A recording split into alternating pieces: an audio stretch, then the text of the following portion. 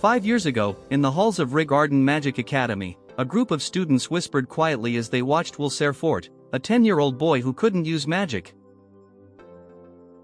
Despite his lack of magical abilities, Will had been accepted into the academy, something many couldn't understand. "They say he can't use magic," one of the students commented incredulously.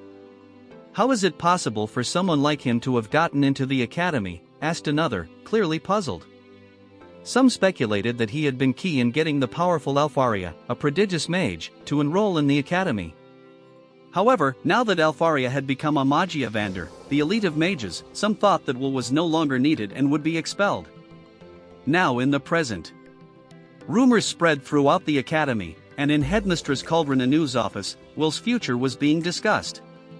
Professor Werkner Norgram, a serious and just man, approached the headmistress with a mix of doubt and concern. "Are you sure Will should remain at the academy?" he asked, worried by the fact that Will couldn't use magic.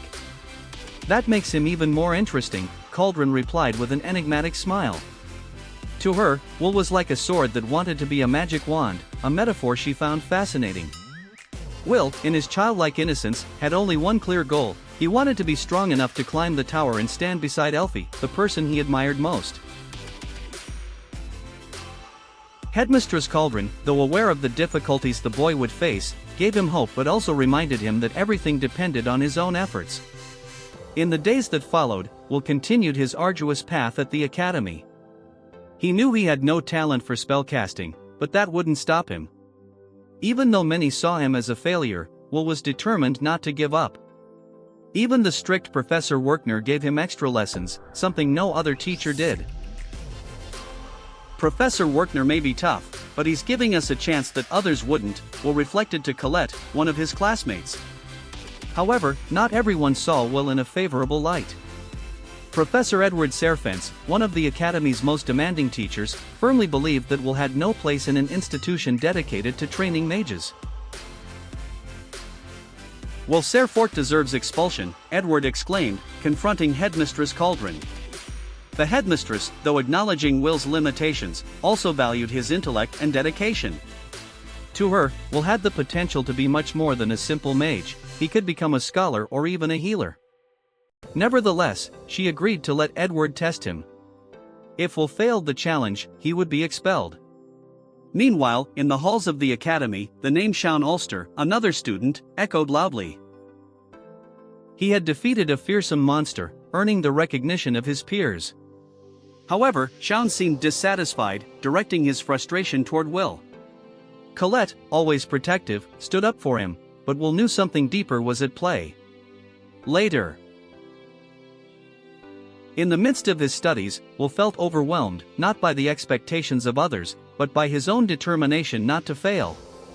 Despite the taunts and challenges, he kept the flame of hope alive, convinced that with effort and dedication, he could surpass even the most powerful magic.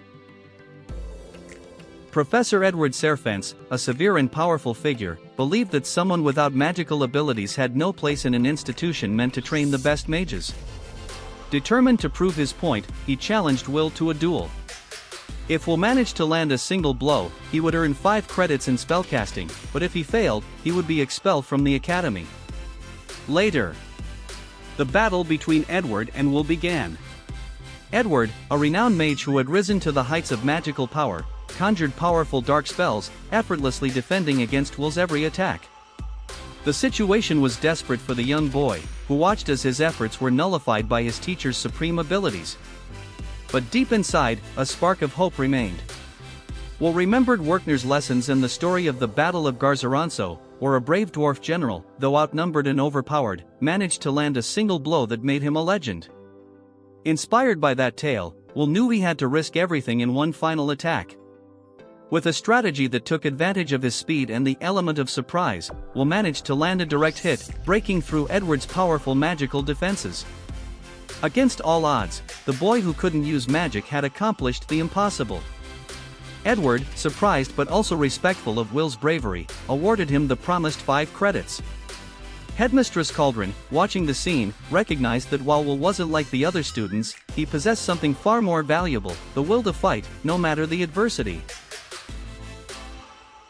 Colette, his classmate and friend, ran to him, worried about his well-being, while Werkner, who had observed everything from the shadows, couldn't help but feel pride for the young boy he had always defended. Will, though exhausted, smiled.